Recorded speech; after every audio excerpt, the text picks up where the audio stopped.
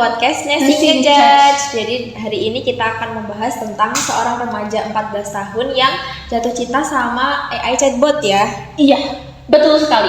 Dan zaman sekarang itu banyak sekali AI yang sama dengan manusia bisa berbicaranya. Iya betul. Jadi kita akan bahas apa dampaknya, terus apa yang bisa kita pelajari dari kasus ini. Oke, sudah siap teman-teman? Siap banget. Mari kita kupas.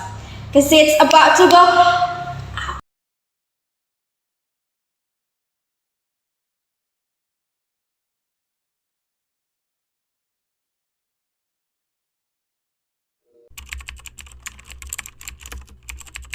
Sumber dari New York Times ini sedang ramai dibicarakan di Amerika. Chat dengan AI terasa seperti ngobrol dengan manusia. Karakter AI bisa dikustomisasi sesuai imajinasi. Awalnya chat biasa, tapi orang tua menemukan histori chat yang memprihatinkan. Anak ini jatuh cinta pada karakter AI yang responsif dan tidak menghakimi, membuatnya merasa dihargai. Namun, interaksi ini jadi nagih. Perubahan drastis terlihat.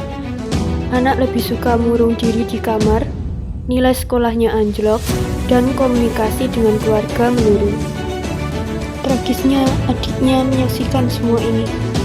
Cerita ini terungkap Februari 2024 saat Megan, sang ibu, akhirnya berbicara tentang bahaya teknologi.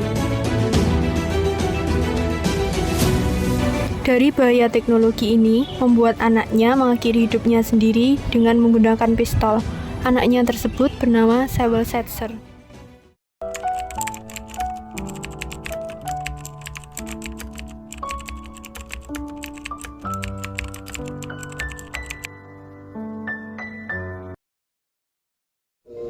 Jadi gini ceritanya, di Amerika Serikat itu ada remaja 14 tahun yang kayak suka chattingan intens gitu sama AI chatbot. Dan seperti yang kalian tahu bahwa AI chatbot itu bisa kayak disetting gitu karakternya. Terus si AI chatbot itu bisa manggil si pengguna sesuai panggilan keinginan yang diinginkan sama penggunanya gitu.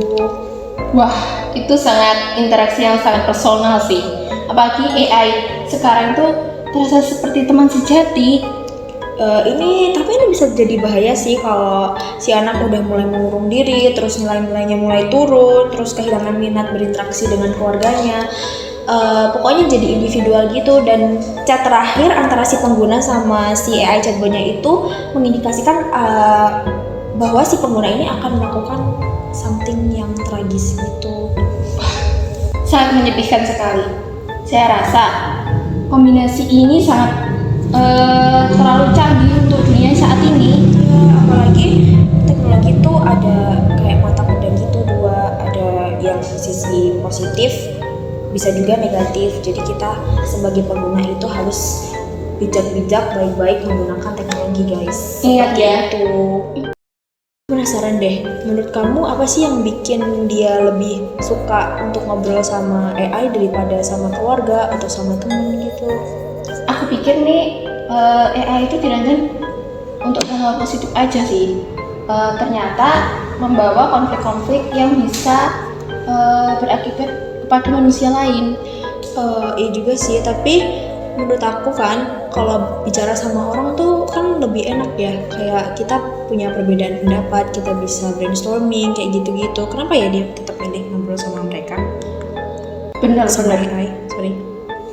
Tapi di sisi lain, dunia nyata itu terlalu sulit dan terlalu berat untuk manusia-manusia yang introvert itu, sehingga AI itu menjadi pelarian yang nyaman sih. Kalau gitu, menurut kamu apa yang sebaiknya dilakukan orang tua dalam kasus kayak gini? Gimana cara mereka mengenali bahwa anak mereka itu sudah terlalu kecanduan sama teknologi ini? Kalau menurutku sih, kalau anak-anak seusia mungkin dia menginjak dewasa lah, kalau enggak remaja, kalau mengurung diri di kamar sebaiknya diajak bicara. Kalau enggak, saat-saat dia itu terlalu menggunakan gadget yang terlalu lama. Terus gimana cara mendekati anak tanpa membuat mereka terasa kayak dihakimi gitu? Menurutku sih alih-alih pendekatan secara pelan-pelan saja. Kalau menurutmu? Nggak tahu. Kita juga harus bicara soal peran pengembang AI ya dalam kasus kali ini. Menurutmu apa sih pengembang AI ini perlu untuk membatasi kemampuan si teknologi AI ini agar nggak terlalu hidup? Gimana? Menurutku AI itu sebaiknya dirancang untuk membantu kehidupan manusia, bukan untuk menggantikan kehidupan manusia. Dan pengembang itu sebaiknya membuat pengguna mengingatkan juga agar berinteraksi dengan dunia luar gitu. Itu ide yang bagus sih, tapi dari sisi pengguna itu juga harus lebih bijak lagi ya dalam menggunakan si AI ini. Jangan sampai hubungan di dunia nyata itu tergantikan dengan hubungan antara si teknologi ini. Gitu. Betul. Sih. Teknologi itu kan alat ya, bukan untuk menggantikan kehidupan kita. Dan harusnya itu manusia itu juga tahu sih bahwa makhluk kita itu butuh sekali bersosialisasi. Betul sekali teman-teman. Apa kesimpulannya nih dari pembahasan kasus kita kali ini? Menurutku teknologi itu sebaiknya digunakan dengan bijak, dan kalau merasa lebih nyaman dengan teknologi dibandingkan manusia itu ada alarm dalam diri kita untuk lebih memperbaiki. Setuju sih, dan buat para audiens ya, semoga pembahasan video kita kali ini tuh bisa jadi reminder buat kalian supaya enggak too much dalam menggunakan energi dan nggak boleh kehilangan koneksi dengan orang-orang di sekitar kita. Nah, gitu aja sih. Semoga pembahasan dari kasus kita kali ini itu bisa menjadi motivasi buat kalian, menjadi pengingat ya teman-teman untuk kalian. Dan terima kasih sudah menonton, mendengarkan. Ya seperti itu pokoknya. Sampai jumpa di next episode. Ya itu pokoknya ya. See you when I see you. Terima kasih.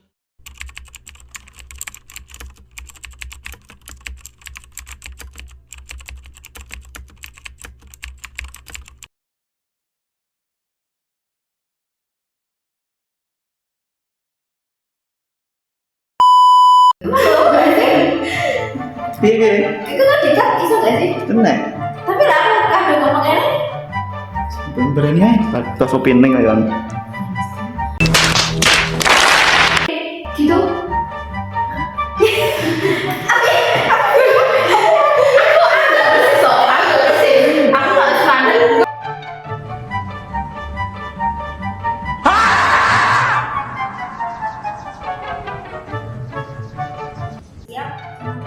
Siap banget, mari kita kupas. This is about to go.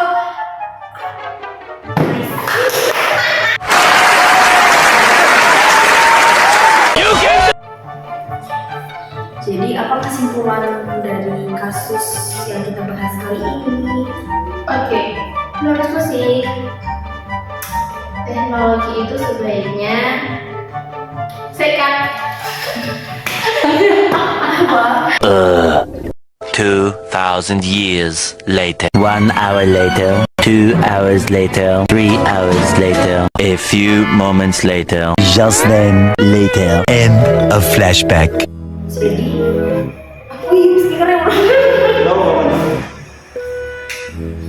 Jadi, apa kesimpulannya dari kasus yang kita bahas?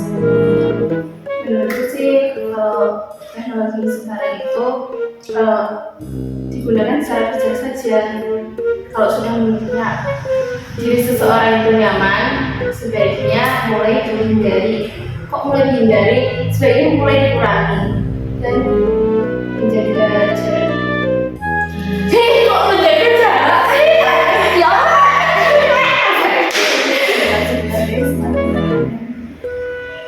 Tam giác là tác dao, tác là đánh, giam là nhốt, đánh nhốt là đốt nhánh, đốt là thiêu, nhánh là cành, thiêu cành là thanh kiều. Thank you everybody, welcome to the party.